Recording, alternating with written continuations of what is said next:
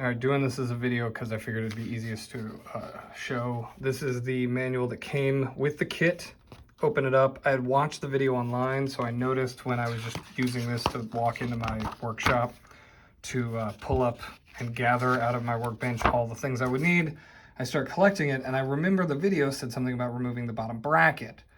And so I'm like, okay, hold on. Went back to the video. Yeah, it does. So then I went and downloaded the latest version. Also still says the same version.